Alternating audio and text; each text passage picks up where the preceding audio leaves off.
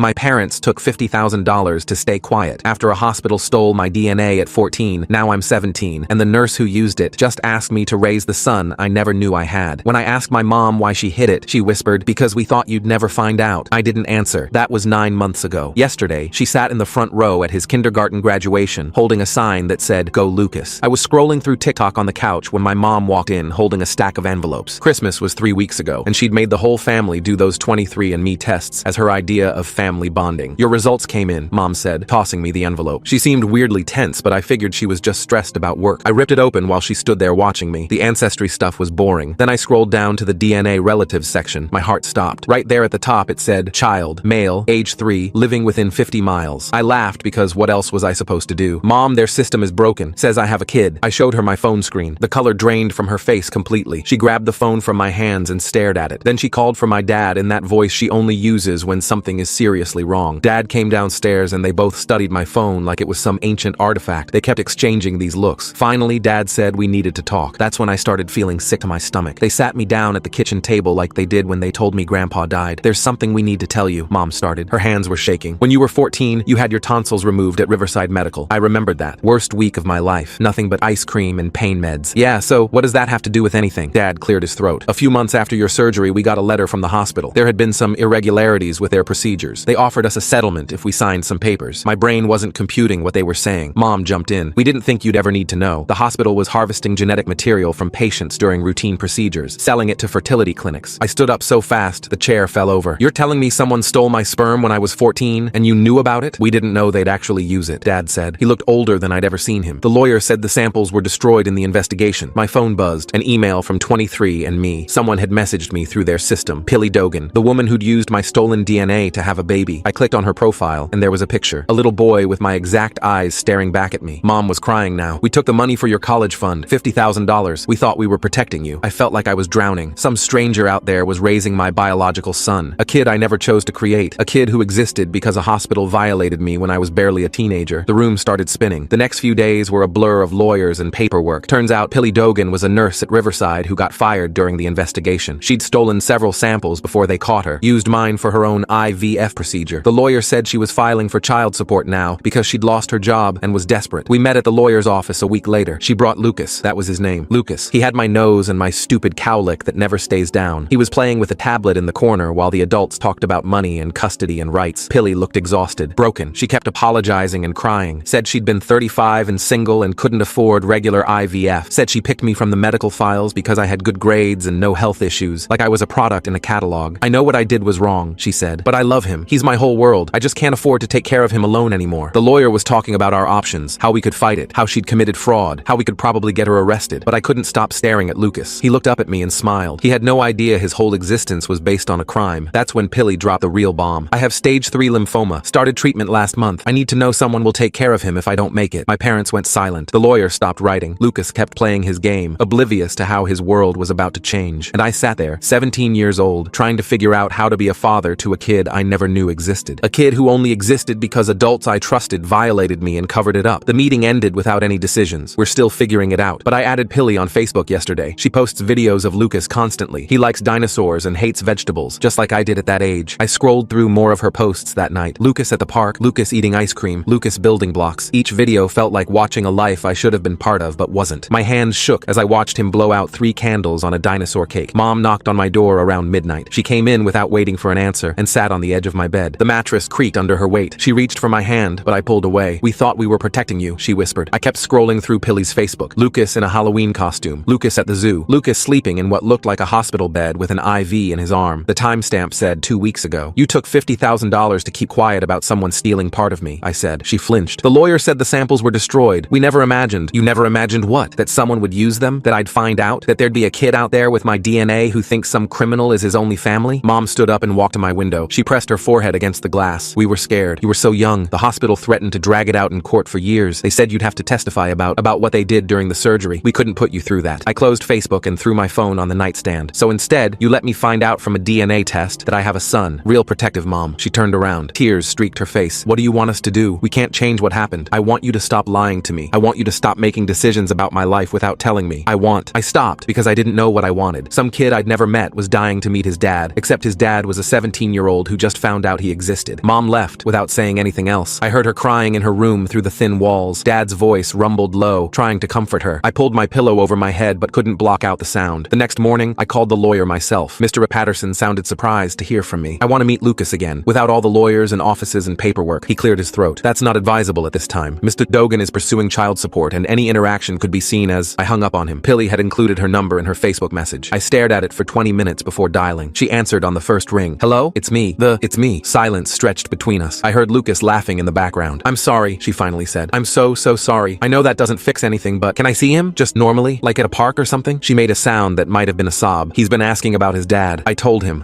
his dad was sick. I didn't know what else to say. We agreed to meet at Riverside Park that Saturday. Neutral ground, no lawyers, no parents, just us and Lucas. I told my parents that night at dinner. Dad dropped his fork. Mom pushed her plate away. Absolutely not, Dad said. She's suing us for child support. Any contact needs to go through lawyers. She's suing because she's dying and has no money. Her kid, my kid, needs someone. And you two decided 3 years ago that I didn't need to know about any of this, so I don't really care what you think I should do now. Mom reached across the table. Honey, we understand you're upset. I stood up. Upset? I have a son. A 3-year-old son who exists because a hospital stole from me and you took money to keep quiet about it. Upset doesn't even begin to cover it. I spent the next 3 days researching everything I could about lymphoma. Stage 3. Treatable but serious. 5-year survival rate around 70%. I learned about chemotherapy schedules and side effects. I learned about medical bills and how they destroy families. I learned about single mothers who make desperate choices. Saturday came too fast. I sat in my car outside the park for 10 minutes before getting out. My legs felt like jelly. Through the playground fence, I could see Pilly pushing Lucas on a swing. He was laughing, his head thrown back, that same cowlick sticking up just like mine. Pilly saw me first. She whispered something to Lucas and pointed. He looked over, suddenly shy. She walked him to where I stood by the fence. Lucas, this is your dad. He hid behind her leg, peeking out at me. Hi, he whispered. Hey buddy, your mom says you like dinosaurs. His eyes lit up. I have a T-Rex and a Brachiosaurus and a Triceratops. Wow, that's awesome. I used to have dinosaur toys too. He stepped out from behind Pilly. Really? Really. I still have some in my closet actually. We walked to a bench while Lucas ran back to the playground. Pilly looked worse than she had at the lawyer's office. Thinner, paler, dark circles under her eyes. The treatment is expensive, she said without preamble. I lost my job when the investigation started. Been working retail, but the chemo schedule makes it hard. I didn't want to contact you. I swear I didn't, but I can't. I need help. I watched Lucas climb the jungle gym. $50,000 to stay quiet about stealing DNA from a 14-year-old? I'm trying to understand how his parents justified keeping this massive secret for 3 years. He moved carefully, testing each bar before committing, just like I used to. What you did was wrong, I said. I know, like really, really wrong. You stole from me, from a kid. I know. Her voice cracked. I think about it every day, every time I look at him, but I can't regret him. I won't regret him. He's the best thing in my life. Lucas waved from the top of the slide. We both waved back. What happens if the treatment doesn't work? I asked. Pilly pulled her jacket tighter. I don't have family. His father, well, you know that situation. I've been trying to figure out options, but who's going to take in the kid of someone who stole genetic material? She nodded. We sat in silence while Lucas played. Other parents pushed their kids on swings, helped them down slides, caught them at the bottom. Normal families doing normal things. Nothing about our situation was normal. I want to be in his life, I heard myself say. Not because of lawyers or child support or whatever, but because he's mine. Even if I didn't choose it. Even if it happened the worst way possible. He's mine. Pilly started crying. Quiet tears that she quickly wiped away. I didn't expect that. I thought you'd hate us. Hate him. I hate what you did. I hate that my parents lied. I hate that I'm 17 and have to figure out how to be a dad. But I don't hate him. He didn't ask for any of this either. Lucas ran over, out of breath. Mom! Dad! Watch this! He ran back to the playground and did a wobbly cartwheel. Dad. He called me dad like it was the most natural thing in the world. We should probably talk about the legal stuff, Pilly said. I know you don't want lawyers involved, but my parents have money. The money they got from the hospital actually. Seems fitting it should go to Lucas. She shook her head. I don't want their money. I need to know he'll be okay. If something happens, I need legal documentation that says you'll take him. My phone buzzed. Mom texting, asking where I was. I ignored it. We'll figure it out, I said. All of it. The money, the custody stuff, everything. But right now, can we just let him play? She nodded. We stayed at the park until the sun started setting. Lucas showed me his dinosaur impressions. I pushed him on the swings. Pilly took pictures, probably for her Facebook. For 3 hours, we pretended to be a normal family at the park. As we were leaving, Lucas grabbed my hand. His fingers were so small in mine. Will you come back? He asked. I looked at Pilly. She nodded slightly. Yeah, buddy, I'll come back. He smiled, and my heart broke a little more. This kid loved so easily, trusted so completely. He had no idea his whole world was built on lies and crimes and desperate choices. I drove home in silence. My parents were waiting in the living room, looking like they'd been arguing. We need to talk about boundaries, Dad started. I walked past them to my room. There would be time for arguments and boundaries and lawyers. Right now, I just needed to process that I'd spent the afternoon with my son